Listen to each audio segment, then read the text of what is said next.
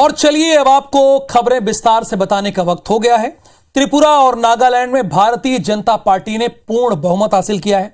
त्रिपुरा में बीजेपी को 33 सीट मिली है, नागालैंड में बीजेपी गठबंधन को 37 सीट मिली है, जबकि मेघालय में एनपीपी को 26 सीट मिली है। तीनों राज्यों के मुख्यमंत्री अपनी सीटों पर जीते हैं। वहीं नागालैंड में पहली बार महिला विधायक का इतिहास भी बना है। एनडीपीपी उम्मीदवार हेकानी जीत हासिल की है, नागालैंड की पहली महिला विधायक बन गई हैं। तीनों राज्यों में 60-60 सीटों पर चुनाव हुए हैं।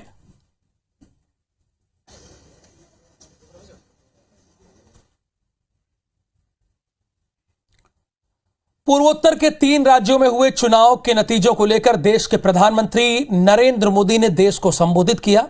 प्रधानमंत्री मोदी ने मेघालय, त्रिपुरा और नागालैंड की जनता को नमन किया और पार्टी कार्यकर्ताओं को उन्होंने धन्यवाद दिया। प्रधानमंत्री मोदी ने कहा कि चुनाव के नतीजे ये दिखाते हैं कि भारत में लोकतांत्रिक व्यवस्था पर कितनी आस्था है। ये नया इतिहास रचने का समय है। बीजेपी दफ्तर में जीत के जश्न के दौरान गृह मंत्री अमित भाई शाह और भारतीय जनता पार्टी के राष्ट्रीय अध्यक्ष जगत प्रकाश नड्डा मौजूद रहे। पूरा मेघालय और नागालैंड की जनता का सर झुकाकर वंदन करता हूं, उन सबका आभार व्यक्त करता हूं। आज के नतीजे ये दिखाते हैं कि भारत में लोकतंत्र और लोकतांत्रिक व्यवस्थाओं पर कितनी आस्था है, एक मजबूत आशावाद है। असल में प्रेम वही होता है जो आपको बेहतर करता है, आपको विध्वंस की तरफ ले जाए वो प्रेम नहीं है। अच्छा, आपने फिल्म शोले तो देखी ही होगी, जिसमें बीरू बसंती की मौसी को शादी के मनाने के लिए पानी की टंकी पर चढ़ जाता है। ऐसा ही हंगामा गुना में देखने को लिए हुआ। आपको रिपोर्ट दिखाते हैं। 150 फीट ऊंची पानी की टंकी की रेलिंग पर बैठा युवक, नीचे से युवक को समझाइश देती पत्नी और पुलिस वाले। तस्वीरें गुना की हैं, जहां पत्नी के साथ न जाने से नाराज एक युवक फिल्मी अंदाज में पानी की टंकी पर चढ़ गया। विदिशा का रहने वाला अभिषेक राय गुना में अपनी ससुराल आया था, जहां विवाद के बाद रूठकर आई उसकी पत्नी रह रही थी। उसने पत्नी को साथ चलने का, लेकिन पत्नी इस पर राजी नहीं थी। लिहाजा इस बात से नाराज होकर अभिषेक 150 फीट ऊंची पानी की टंकी पर चढ़ गया। घर वाली नहीं जा रही थी साथ। क्यों थोड़ा झगड़ा हो गया था। खबर पाते पुलिस पहुंची और उसकी पत्नी को बुलाया। पुलिस ने अपनी बातों में उसे उलझाए रखा। इसी बीच 2 आरक्षक छिपते छिपाते टंकी पर चढ़े और उसे पकड़कर नीचे ले आए। इसके बाद समझा बुझाकर पति पत्नी को पुलिस ने साथ भेज दिया है। हमारे 2 आरक्षक नीरज पुलिस स्टेशन जाट दोनों पहुंचे और उसको नीचे बातों में उलझाए रखा। ऊपर से मतलब नीचे से हम लोग लगातार लगे रहे ताकि वो पीछे तरफ ना देख पाए, और उसी दौरान हमारे आरक्षकों ने जाकर उसे पकड़ा और पकड़ के उसको फिर नीचे सुरक्षित लेकर के आए। कुल मिलाकर गुना में घरेलू विवाद में एक हाई वोल्टेज ड्रामा देखने। हरदा के खंडेरी स्कूल परीक्षा केंद्रों में 12वीं की परीक्षा में खुलेआम नकल का मामला सामने आया। सोशल मीडिया पर वीडियो वायरल होने के बाद सागर जेडी की टीम ने परीक्षा केंद्र का निरीक्षण किया। जांच में मौके पर 5 परीक्षार्थी नकल करते पाए भी गए, जिनके खिलाफ टीम ने नकल का प्रकरण बनाकर आगे कार्रवाई के लिए भेज दिया है। आपको बता दें कि गुरुवार को 12वीं बोर्ड की परीक्षा में हिंदी विषय का पेपर था।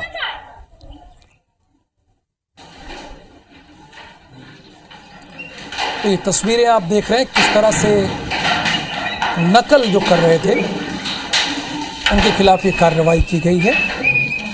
परीक्षा के केंद्र में निरीक्षण के दौरान ये प्रकरण बनाया गया। शिक्षकों की उपस्थिति में वो ऐसा कर रहे थे। 258 परीक्षार्थी परीक्षा दे रहे हैं। जेडी महोदय सागर की टीम के द्वारा 5 आकस्मिक निरीक्षण किया गया और 5 बच्चों के नकल प्रकरण दर्ज किए गए। कांकेर के चरामा ब्लॉक के चौड़ी गांव के नजदीक बीती रात कार में भीषण आग लग गई। आग लगने से कार पूरी तरह जलकर स्वाहा हो गई। कार बिजली के खंभे से टकराई थी। कार पखांजूर निवासी समीरन सिकदार की बताई जा रही है, जो कि अपनी पत्नी जया और दोनों बच्चों के साथ रायपुर से वापस पखांजूर लौट रहे थे। घटना के बाद से कार में सवार चारों लोगों का अब तक कोई सुराग नहीं मिला है। चारों घटना के बाद से लापता बताए जा रहे हैं। पूरे मामले पर पुलिस अधीक्षक शलभ सिन्हा ने कहा कि कार में एक जला हुआ मोबाइल मिला है। कार सवारों की तलाश की जा रही है। चरामा, कोरर, भानु प्रतापपुर, धमतरी सभी जगह के हॉस्पिटल चेक किए जा रहे हैं।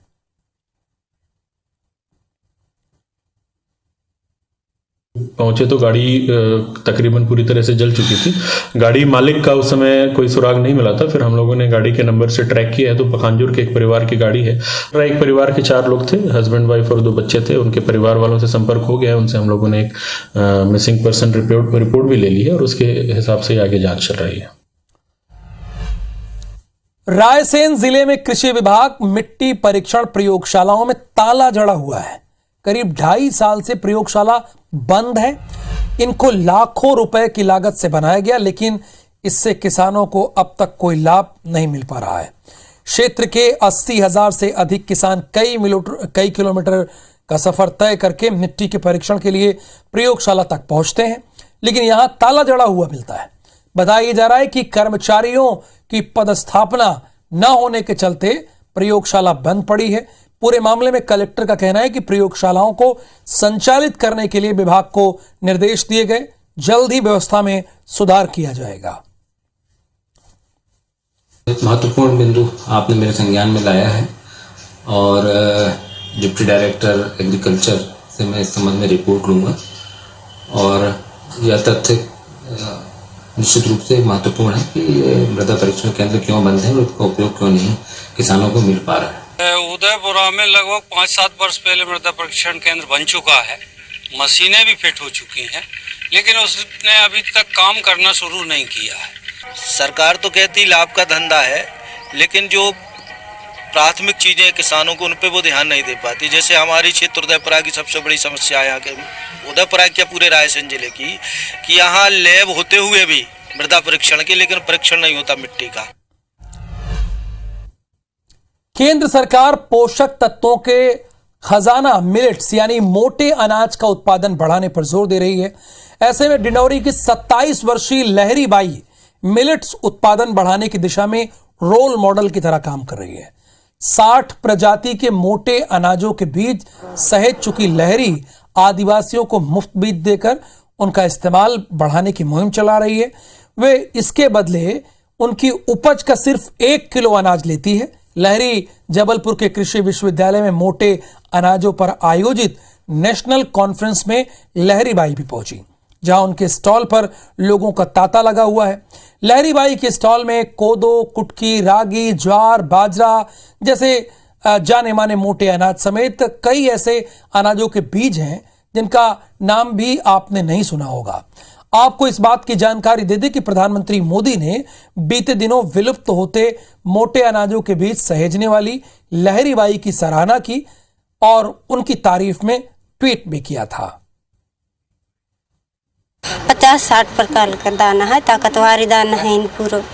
हम कथन की ताकतवारी दाना खाबो तो ताकत चढ़ी तो सुख शांति से जीवो। तो वही सोच के बीज बैंक बनाए हैं। अभी तो बीज बैंक बने के 25 गांव में बांटा 350 किसानी। लोग उसी को समझे कि वो प्रिमिटिव चीज़ें थी जो एग्जिस्ट करती थी और आज कहीं ना कहीं अगर हेल्थ के कॉन्शियस अगर होके देखा जाए और लाइवलीहुड के कॉन्शियस भी अगर देखा जाए तो ट्राइबल्स का सबसे ज़्यादा बेस्ट जो चीज़ है जो वो बना रहे हैं, जो लेकर आ रहे हैं मार्केट में, जो पहले से थी वो यही है। और लघु धान्य को क्या है कि गरीब का भोजन माना जाता है, लेकिन आज के समय में ये 5 स्टार में चाहे कोदो कुटकी हो या इसके और दूसरे हैं जो ज्वार बाजरा हो, इस सब मोटे अनाजों को आप देखें कि 5 स्टार होटल में अलग से परोसा जाता है और वहाँ उनका वैल्यूडेशन बहुत होता है, वो किसान को नहीं मिल पाता। छत्तीसगढ़ के राज्यपाल विश्वभूषण हरिचंदन दिल्ली दौरे पर हैं।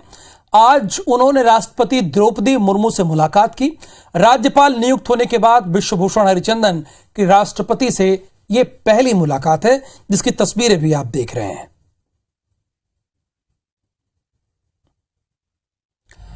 मध्य प्रदेश अब आपको लेकर चलते हैं।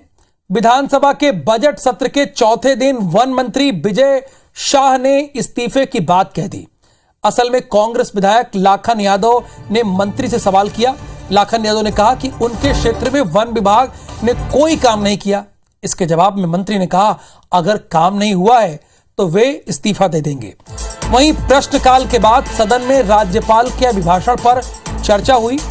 राज्यपाल अभिभाषण पर विपक्ष ने सड़क और पोषण आहार पर सवाल उठाए। विपक्ष ने कहा कि मध्य प्रदेश में सड़कें बनी हैं लेकिन पहली बारिश में ही खराब हो जाती हैं। कांग्रेस विधायक लक्ष्मण सिंह ने सरकारी दफ्तरों में भ्रष्टाचार का आरोप लगाया। कहा कि मध्य प्रदेश में करीब 100 अधिकारियों पर ईओडब्ल्यू की जांच चल रही है। वहीं बीजेपी विधायक संजय पाठक ने कटनी में ध्यानाकर्षण के जरिए स्थानीय लोगों को रोजगार न मिलने का मुद्दा उठाया। नेता प्रतिपक्ष डॉक्टर गोविंद सिंह ने भिंड में बिजली सामग्री चोरी के मामले पर अपनी बात रखी। ये सब तो ठीक है, ये सारे नेता अपनी बात तो रख रहे हैं, लेकिन आप यकीन मानिए कि मध्य प्रदेश में बजट सत्र में जो हो रहा है वैसा तो एलकेजी, यूकेजी या एक के छात्र भी नहीं करते होंगे। जिस तरह से वो बात रख रहे हैं, ना बात सुनते हैं। कहने के तो ये सारे जनप्रतिनिधि हैं लेकिन बिहेव बच्चों जैसा करते हैं।